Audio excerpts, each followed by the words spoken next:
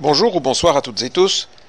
Ça fait presque 3 semaines que je prépare une grosse vidéo sur l'Ukraine, mais l'actualité étant assez, on va dire, chaude, je me vois dans l'obligation de réagir, à chaud donc, par rapport au discours de Poutine, mais surtout aux réactions de la presse française. Alors je ne fais pas spécialement du CNews bashing plus qu'une autre chaîne, mais d'une part je viens d'encore être censuré sur une vidéo parce que j'ai pris en extrait de France Télévisions, donc il faut bien que je prenne une chaîne où j'ai le droit de montrer quelque chose.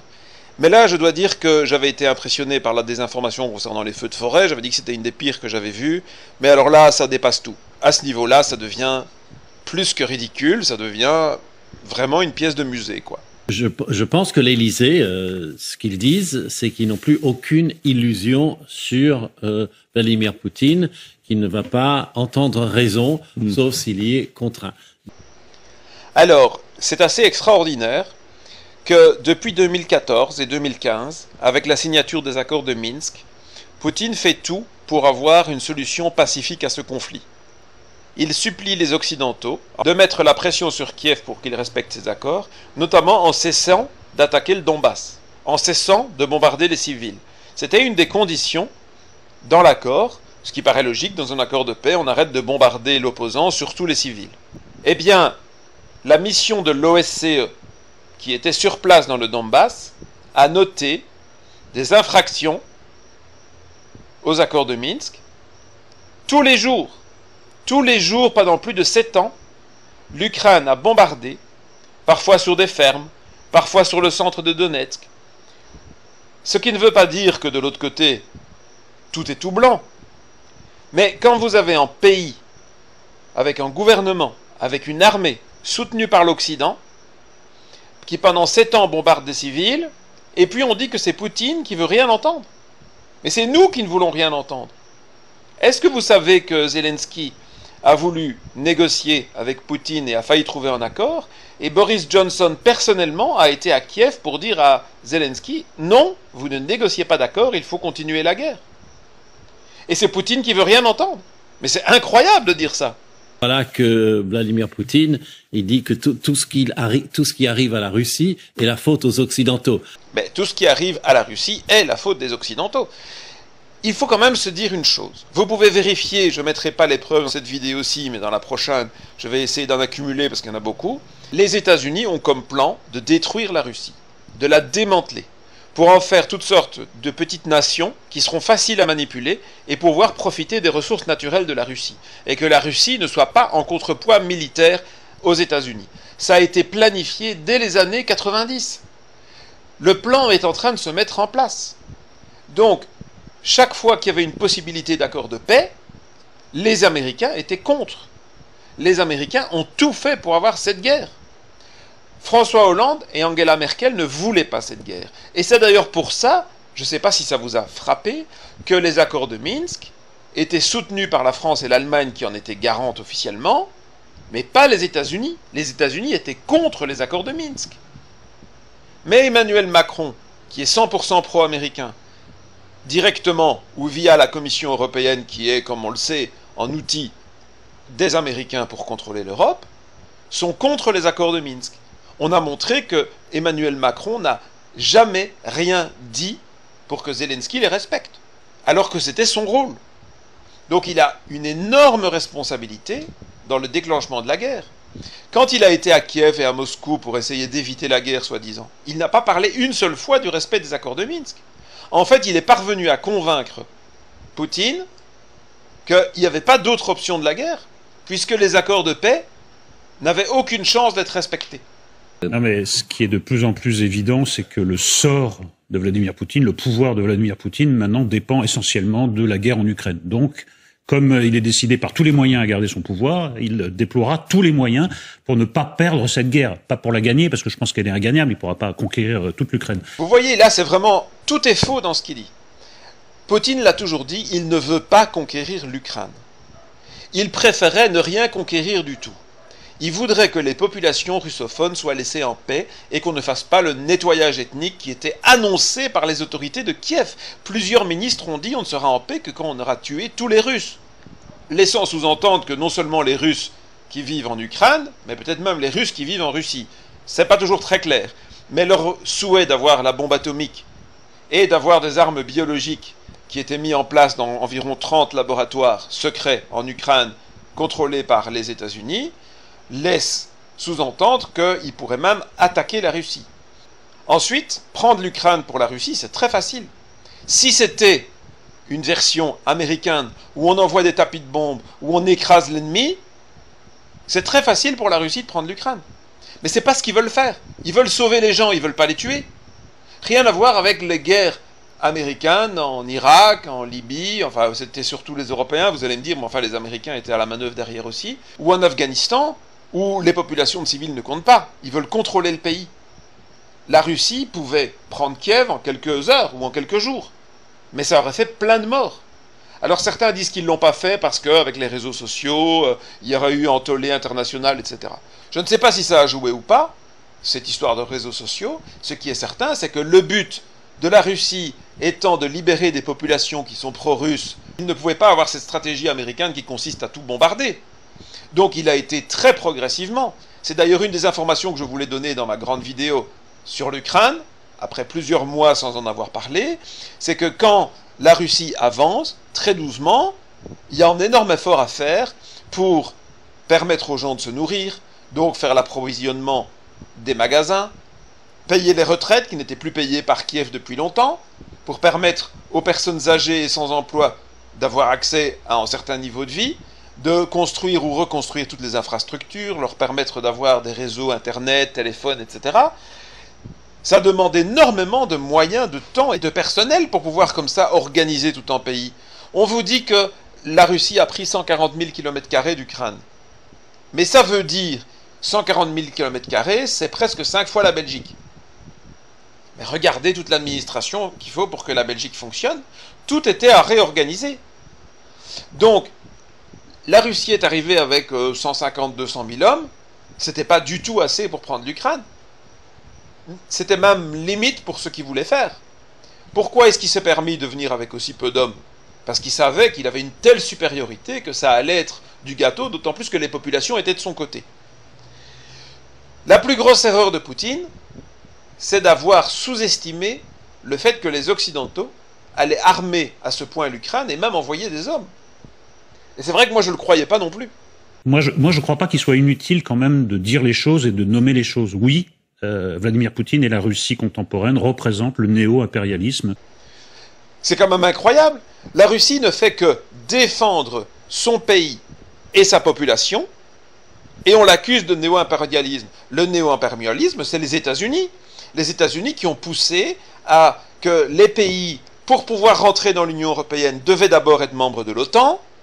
Or, les pays pauvres d'Europe de l'Est savaient qu'ils recevraient des milliards pour rentrer dans l'Union européenne, pour leurs infrastructures, etc. Et donc, ils se sont soumis à l'OTAN, ce qui était relativement facile, puisqu'ils se souvenaient de l'Union soviétique et ils se sont dit on va être défendus par l'OTAN, et donc on a manipulé ces pays pour qu'ils deviennent, je dirais, les têtes de pont des États-Unis pour se rapprocher de la Russie. C'est ça le néo-impérialisme, pas du tout la Russie qui n'a absolument rien fait de néo-impérialiste depuis la fin de l'Union soviétique, rien du tout.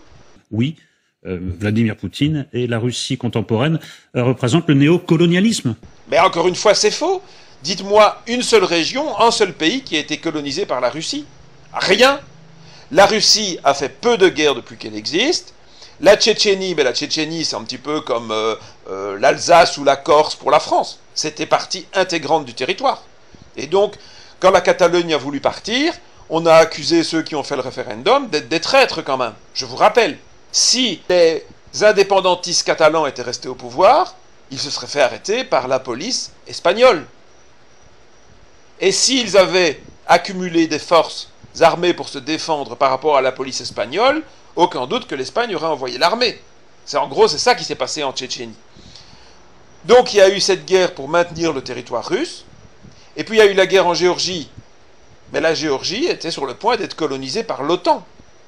Et comme en Ukraine, les populations russophones d'Ossétie du Sud et d'Abkhazie étaient oppressées par le pouvoir tout à fait dictatorial qui était en Géorgie à ce moment-là, soutenu par l'Occidentaux, soutenu par l'OTAN, Et donc la Russie a décidé d'intervenir, exactement comme en Ukraine. C'était tout à fait légitime. Mais je ne vois pas où il y avait la colonisation à ce niveau-là. Par contre, l'Ukraine, en 2014, a été colonisée par les États-Unis. Victoria Nuland a reconnu 5 milliards pour modifier le cerveau des Ukrainiens. Ce sont ces termes. Mais 5 milliards en Ukraine à l'époque, si vous comparez par rapport au produit intérieur brut, c'est comme si on avait investi 80 milliards en France. Imaginez que la Chine aurait donné 80 milliards aux Gilets jaunes pour pouvoir s'armer et se battre contre le pouvoir. Rendez-vous compte qu'on s'offusque dans les médias occidentaux que la Russie aurait investi 300 millions, pas milliards, millions, dans toute l'Union européenne pour son soft power. J'imagine que si la presse occidentale très anti-russe dit ça, ils n'ont pas sous-estimé les chiffres. 300 millions pour toute l'Union européenne, mais c'est rien du tout. Rien du tout. Les Américains dépensent bien plus. Et le résultat, c'est qu'ils ont pris le contrôle de Kiev via un pouvoir fantoche, totalement manipulé et corrompu par les États-Unis, et on a attisé la haine anti-russe par de la propagande pour provoquer la guerre actuelle. Ça, c'est de la colonisation, ça, c'est du néo-impérialisme. Il faut le dire, c'était déjà le cas en 2014, avec l'annexion de la Crimée. Tout est parti de là, en tout cas officiellement. Il y avait d'autres raisons. Le fait que la Russie a viré la Banque mondiale de son pays, par exemple. Ça, on ne va pas vous le dire. On dit, oui, on a pris des sanctions à partir de l'annexion de la Crimée, on a viré la Russie du G8, qui est redevenu le G7, on a fermé toute possibilité à la Russie de rejoindre l'OTAN, alors que la Russie était candidate. Il faut quand même se souvenir, la Russie a failli rejoindre l'OTAN. On a mis la Russie au banc des nations à cause de l'annexion de la Crimée.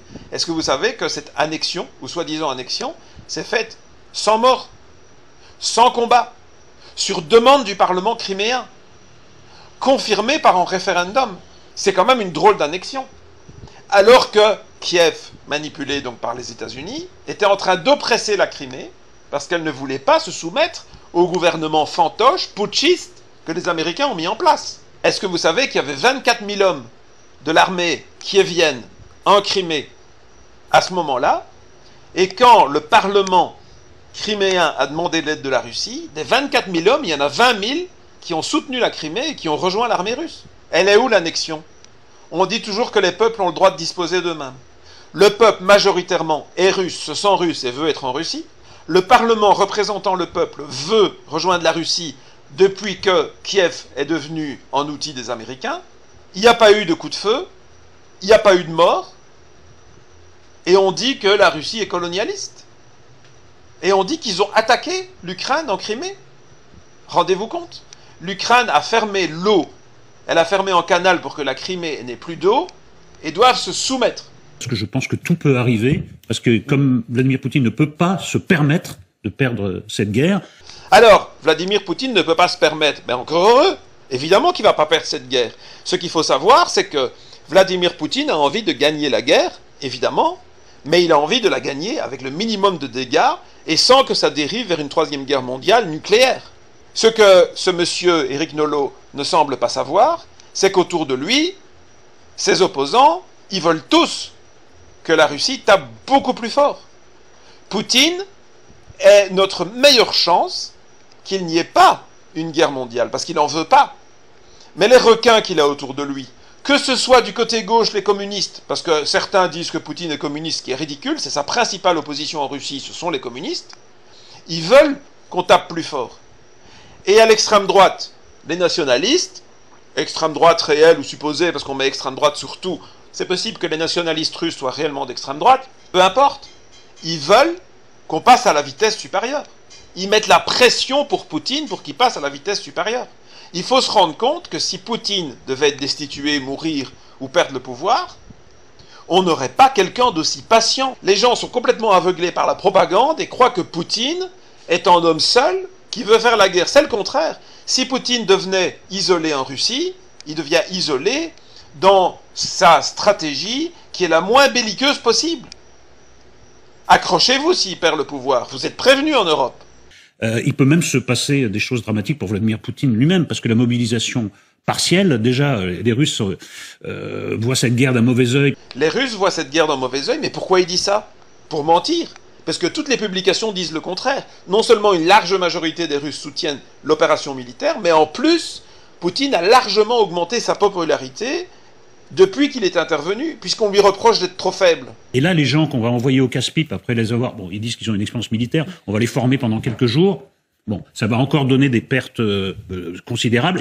Alors, deux informations encore qui est fausse. Des pertes considérables, il n'y a pas de preuve qu'il y ait eu des pertes considérables en Russie, en Ukraine. Pourquoi encore? Bien sûr, les Occidentaux et les Ukrainiens disent que les Russes meurent comme des mouches. Mais ça n'a pas l'air d'être vrai. Je ne vois pas pourquoi ce serait vrai, puisque l'avancée est très prudente, très lente, pour justement respecter les civils et les soldats. Donc à mon avis, il y a eu peu de pertes. Mais c'est difficile de savoir la réalité, évidemment, puisqu'il y a de la propagande des deux côtés. Ensuite, ceux qui ont été rappelés dans cette mobilisation partielle sont seulement des gens qui ont une expérience militaire. Donc, qu'ils soient remis au goût du jour avec quelques jours pour se remettre dans le bain, c'est logique. Mais contrairement à l'Ukraine, qui a enrôlé des gens qui n'avaient aucune expérience, la Russie ne compte pas faire ça. Encore une fausse information. Il faut comprendre sur le discours de Poutine que les prémices du raisonnement sont toutes fausses. C'est fondé sur des mensonges. C'est-à-dire que quand il dit le peuple russe est menacé, non, le peuple russe n'est pas menacé, c'est l'armée russe en Ukraine qui est menacée, c'est pas le peuple russe. Évidemment que le peuple russe est menacé. C'est écrit en noir sur blanc dans les documents américains, ils veulent détruire la Russie. Les Ukrainiens qui sont utilisés par les États-Unis pour détruire la Russie ont été tellement manipulés pour être anti-russes qu'ils veulent tuer tous les Russes. Pas tous, c'est pas ce que dit Zelensky évidemment, mais dans les milices qui sont utilisées, qui sont les principales forces militaires ukrainiennes, dont la plupart ont été détruites déjà d'ailleurs, mais il reste quelques éléments qui sont maintenant intégrés dans l'armée ukrainienne qui est de plus en plus constituée d'étrangers puisque l'armée ukrainienne en tant que telle a été détruite. Ce sont des gens qui veulent casser du russe et qui ne s'en cachent pas. Donc, évidemment que ce n'est pas un mensonge. C'est vrai, le peuple russe est très menacé. Deuxièmement, il dit les Occidentaux veulent nous détruire. Pas du tout. Oui. Mais oui, les Occidentaux veulent les détruire. En fait, pas tous les Occidentaux. Nous, Européens, on n'a pas envie de détruire la Russie, mais on se soumet aux Américains qui, eux, veulent détruire la Russie. Donc, indirectement, on soutient ceux qui veulent détruire la Russie. Les Occidentaux veulent sauver l'Ukraine. Mais les Occidentaux ne veulent pas sauver l'Ukraine, Laurent Geoffrin. Ils s'en foutent de l'Ukraine. Et pourquoi voudraient-ils sauver l'Ukraine? En des pays les plus corrompus du monde, en état complètement failli. C'est qu'ils reprochent aux démocraties, de voler au secours des autres démocraties. Alors là, c'est vraiment le summum de la propagande. D'abord, chez nous, est-ce qu'on est vraiment des démocraties? Mais si vous êtes encore dans le rêve que la France est une démocratie, etc., si vous n'avez pas compris la mascarade des élections, et comment les vrais opposants, ceux qui veulent vraiment changer de système en sortant de l'Union européenne, parce que sinon de toute façon il n'y a qu'une politique, c'est celle de l'Union européenne, hein, alors il n'y a pas de démocratie. Donc la vraie démocratie, c'est qu'il y ait une opposition. Pour qu'il y ait une opposition, il faut que cette opposition puisse s'exprimer. Mais on a vu les Asselineau, les Philippot, les Dupont-Aignan, qui sont, disons, les eurosceptiques ou les europhobes, comme on les appelle, eh bien on ne leur donne pas de visibilité médiatique, donc on n'a aucune chance de voter pour eux. Donc c'est une parodie de démocratie. Mais même si vous y croyez, l'Ukraine n'avait absolument rien de démocratique, elle est moins démocratique que la Russie. Puisque pour pouvoir être député en Ukraine, il fallait débourser des centaines de milliers d'euros de corruption. Donc seuls les oligarques peuvent contrôler l'Ukraine. L'Ukraine était en champ de bataille d'oligarques. Et une grande partie du territoire ukrainien a été vendue à des intérêts étrangers, en particulier américains. Les terres arables ukrainiennes appartiennent, pour la plupart, à des multinationales américaines. Et donc, pourquoi est-ce qu'il faut absolument sauver l'Ukraine, entre les guillemets? Non, il faut sauver les intérêts américains, et les laboratoires, etc. Mais tout le monde se fout de l'Ukraine. Et c'est pas pour ça que les Occidentaux se battent. C'est en prétexte, un mauvais prétexte qui est sans lien avec la réalité. D'avoir écouté d'une oreille favorable la volonté des peuples qui étaient auparavant sous la domination russe de ne plus l'être. C'est ça le crime commis par l'Occident. Encore un mensonge de Laurent Geoffrin. Les peuples ukrainiens sont multiples. C'est un faux pays. Et dans ce pays, il y a une grande partie qui est pro-russe et qui voudrait bien être soit alliée de la Russie, soit en Russie, et une partie qui est anti-russe. Et ce sentiment anti-russe a été manipulé par les fameux 5 milliards de Victoria Nuland pour rejoindre l'Union européenne. Pourquoi est-ce qu'on n'a pas séparé le pays en deux, par exemple? Pour faire une partie comme en Tchécoslovaquie, avec la Tchéquie et la Slovaquie. Ça s'est fait dans la paix. Ça aurait été une possibilité. Mais évidemment que non, puisque le but des Occidentaux, en particulier des Américains en Ukraine, n'est pas du tout de sauver l'Ukraine ou les peuples ukrainiens. Le but, c'est d'attaquer la Russie. C'est l'objectif, détruire la Russie. Vous allez voir que ce n'est pas l'épreuve qui manque. Je ne le ferai évidemment pas dans cette vidéo, parce que sinon elle va encore prendre des jours pour la préparer, mais dans la prochaine vidéo, je vous apporterai toutes les preuves. C'est très facile à voir, il faut juste ouvrir les yeux. Mais évidemment, si vous faites partie de ces gens, ces aveugles qui veulent rien voir, bon là, évidemment, on ne peut rien faire pour vous. C'est simplement le droit des peuples à disposer d'eux-mêmes. Mais alors pourquoi est-ce que vous n'avez pas soutenu la Crimée, qui à 95 ou 98% voulait être russe? Les droits des peuples à disposer d'eux-mêmes, selon Laurent Geoffrin et toute la doxa évidemment occidentale, ça ne marche que quand on est pro-occidental, mais pas quand on est pro-russe évidemment. Donc tout ça est faux, et c'est le produit, ces mensonges-là sont le produit du mensonge initial consistant à dire ce sera une promenade militaire. Mais oui, c'était une promenade militaire, jusque quand l'OTAN a décidé d'intervenir. Pourtant, l'OTAN armait l'Ukraine depuis 2014. Malgré que l'OTAN arme l'Ukraine depuis 2014, la Russie a gagné la guerre en Ukraine en 24 heures. L'armée ukrainienne était défaite. En 24 heures, le 25 février, c'était quasiment fini. Sauf qu'à ce moment-là, les Occidentaux ont décidé d'envoyer massivement des armes, et puis discrètement de plus en plus des hommes, en particulier des soldats polonais, pour continuer cette guerre, parce qu'ils ne voulaient pas que ce soit une guerre éclair. Ils ne voulaient pas que la Russie gagne, puisque le but c'était de détruire la Russie. Donc on a piégé la Russie, une guerre facile, une guerre éclair, mais à ce moment-là, l'OTAN est intervenu. Mais il a fait comme l'histoire de la grenouille dans l'eau chaude, on a commencé par armer un peu, puis un peu plus, des armes légères, puis des armes un peu plus lourdes, puis maintenant on parle d'envoyer des chars Leclerc, etc. Donc l'idée c'est de provoquer de plus en plus la Russie, mais progressivement, pour pas qu'il y ait une réaction brutale comme une guerre nucléaire. Mais la grenouille dans l'eau chaude, elle meurt, sauf que Poutine est plus intelligent que la plupart des grenouilles, et que la plupart des Occidentaux d'ailleurs, et donc il voit bien ce qui est en train de se passer. Je trouve qu'il a été très patient jusque-là, à mon avis trop patient, et d'ailleurs beaucoup de Russes lui reprochent d'avoir été trop patient, et qu'il aurait dû taper beaucoup plus fort et ne pas laisser les Occidentaux armer l'Ukraine comme ils l'ont fait. Il aurait dû attaquer l'ouest de l'Ukraine, les voies de communication, les convois, tout bloquer pour empêcher les armes d'arriver jusque dans l'est de l'Ukraine et provoquer donc la mort de soldats russes avec des armes toutes fraîches arrivées d'Occident. Et beaucoup lui reprochent. Donc est-ce que Poutine est isolé? Non. Est-ce que Poutine est critiqué? Oui. Mais il est surtout critiqué pour sa faiblesse. Mais il est très peu critiqué pour l'opération militaire en soi. Ce qu'on lui reproche, c'est de ne pas réagir assez. Donc, comme ça fait maintenant 9 mois que ça dure et qu'il perd des points de manière considérable. Encore du faux. Parce que l'Ukraine, c'est-à-dire les soldats polonais et les mercenaires américains, ont réussi à prendre 3000 km² selon la Russie, 6000 km² selon l'Ukraine, même si c'est 6000 km², sur 140 000 qui ont été conquis, c'est une petite goutte. C'est une bataille perdue. C'est dommage de perdre une bataille, évidemment. Mais c'est pas la fin du monde. Donc dire il est en train de perdre, c'est n'importe quoi. On connaît ces phénomènes, et ce que disait Éric est juste, il ne peut pas se permettre de perdre la guerre à titre personnel. C'est-à-dire que son pouvoir est lié à la guerre. Alors ça c'est possible. Pascal Pro, tu as peut-être raison, sauf que tu dois prier pour que ça n'arrive pas. Parce que si Poutine perd le pouvoir parce qu'il perdrait en Ukraine, le président suivant, lui, mettra les moyens pour ne pas la perdre, la guerre en Ukraine. C'est ça qui va se passer. Et donc les risques de dévier vers une troisième guerre mondiale avec l'utilisation d'armes nucléaires va exploser. Alors on est déjà tout proche, c'est vrai, mais Poutine fera tout pour que ça n'arrive pas. Poutine est notre meilleur rempart contre la guerre totale. Et donc priez pour qu'il reste au pouvoir. Priez pour qu'il gagne avec sa stratégie relativement douce. Parce que le suivant, il n'aura pas la patience de Poutine, ça je vous le garantis. Je voudrais quand même attirer votre attention, notre attention à tous, sur l'erreur psychologique forte qui a été commise la semaine dernière, il y a quelques jours, par l'ensemble des médias occidentaux. C'était fini. On s'est réjoui. L'Ukraine avait repris l'offensive, elle allait gagner la guerre.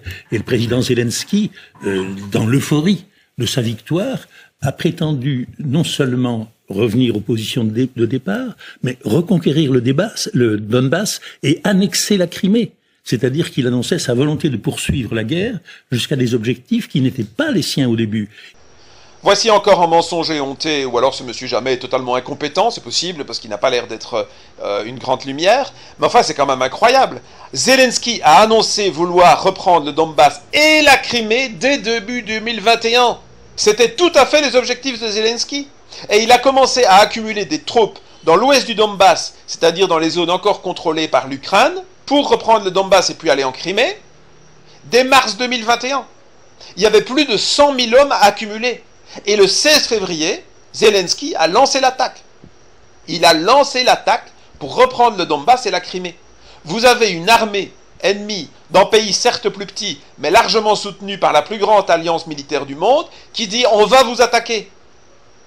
Attaquer la Crimée, c'est attaquer la Russie. Il commence à attaquer, après presque un an que Poutine a tout fait pour dire « voilà ce qu'il me faut pour la paix », il a envoyé un ultimatum, il a essayé de négocier avec l'OTAN. Toujours, on lui a renvoyé des fins de non-recevoir. Il a tenté, entre le moment où Zelensky a accumulé des troupes en mars 2021 jusqu'en février 2022, il a attendu 11 mois, tenté de négocier, parce que Poutine ne veut pas la guerre, il veut la paix. Le 16 février, on a commencé à entendre plein de bombardements sur le Donbass, et l'armée ukrainienne est passée au-delà de l'espèce de ligne Maginot qu'ils avaient fait pour se protéger d'une attaque russe, pour attaquer le Donbass. Le 16 février.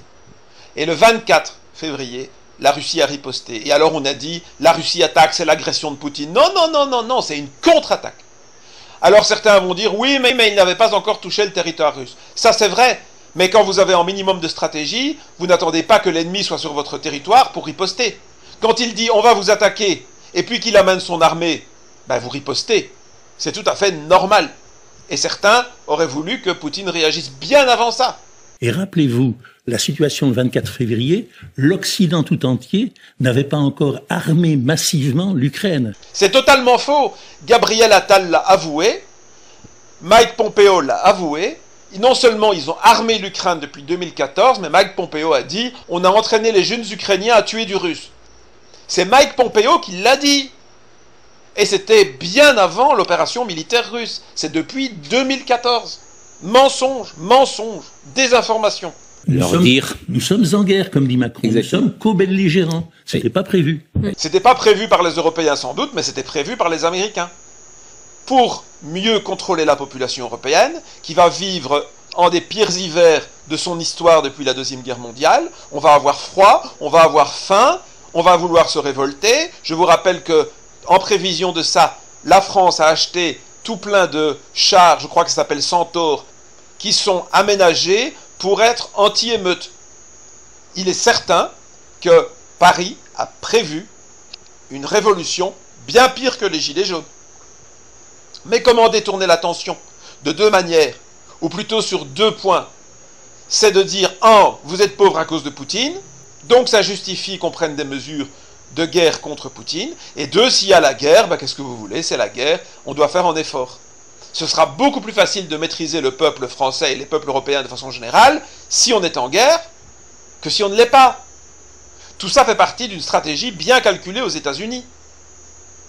Et quand vous dites que c'est complotiste, mais ils l'avouent, pas directement à la télévision, mais lisez les documents enfin. Je pense à ceux qui nous écoutent, je pense à ceux qui nous écoutent qui sont inquiets, sans doute, qui ne sont pas peut-être au fait de la diplomatie comme vous pouvez l'être, et qui se disent comment on s'en sort. Ça me rappelle, il parle de diplomatie, Pascal Praud, mais la diplomatie russe est une diplomatie professionnelle, une diplomatie qui est respectueuse des interlocuteurs, qui écoute, qui parle posément, logiquement, et qui est cohérente par rapport à ses buts depuis le début. Et nous, on réagit comme des sales gamins de cours d'école, tout à fait hystériques, quand Poutine a fait un courrier très précis à l'OTAN, à Biden, je crois que c'était en octobre passé, pour donner des conditions pour éviter la guerre, on a refusé de négocier avec lui. On lui a dit, l'Ukraine fait ce qu'elle veut, c'est un pays souverain, elle veut rentrer dans l'OTAN, c'est comme elle veut, le problème du Donbass, c'est pas pour vous, c'est une guerre civile, c'est un conflit interne, vous en mêlez pas. Mais ça, c'est pas de la diplomatie. L'OTAN aurait dû dire, évidemment, on n'accepte pas vos conditions, ça c'est normal dans une négociation, mais on va voir si on peut pas trouver des compromis, et on se met autour d'une table. Et on lâche du lest. Et on accepte une partie des conditions. Il n'y a pas que nous qui sommes 100% bons dans nos souhaits et l'ennemi qui est 100% mauvais. Il faut se mettre à la place de son ennemi et de dire voilà, on peut trouver tel et tel compromis. Et ça, Poutine le savait bien. Il aurait dû lâcher du lest. Et il l'aurait fait. Parce que Poutine, justement, il est toujours dans la diplomatie à l'ancienne, une bonne diplomatie, où on écoute l'autre, mais nous, on est complètement hystérique, on tient compte de rien, on croit qu'on est le camp du bien et qu'on a tous les droits, et donc on insulte l'adversaire, on lui fait des sanctions. Écoutez, quand on fait des sanctions, le but c'est quand même mettre de la pression pour qu'il y ait un changement de politique. Et Ursula von der Leyen, qu'est-ce qu'elle a dit? Elle a dit, les sanctions sont là pour durer. Et donc à quoi ça sert de négocier, puisque de toute façon ils vont pas retirer les sanctions. Elle a dit, il ne faut pas aller vers l'apaisement. Ben, s'il ne faut pas aller vers l'apaisement, pourquoi vous voulez négocier la paix? Puisque votre adversaire ne veut pas la paix. On dit à la Russie, on ne veut pas la paix. On dit à la Russie, on ne va pas retirer les sanctions. Et puis on leur dit qu'ils sont belliqueux. C'est nous qui sommes belliqueux. C'est nous qui créons les guerres. C'est nous qui refusons la paix. Et tant que les peuples européens ne le verront pas, il y a un risque de guerre. Mais si les peuples européens comprennent que c'est nous qui sommes faiseurs de guerre et qui se révoltent contre le pouvoir, alors on peut aller vers la paix. Je voudrais quand même préciser quelque chose. Dans la constitution russe, l'arme nucléaire ne peut être utilisée que si le territoire est menacé ou si eux-mêmes sont attaqués par l'arme nucléaire. Mais qui vous dit, et vérifiez, c'est facile, c'est publié, qui vous dit, la vérité, c'est que depuis quelques mois, je crois ce printemps, je mettrai à l'écran des publications qui l'indiquent, Biden a signé un décret comme quoi les États-Unis, eux, pouvaient attaquer avec l'arme nucléaire. First use politique. Vérifiez. Jusque-là, c'était interdit pour les États-Unis. Ils ne pouvaient que se défendre avec l'arme nucléaire.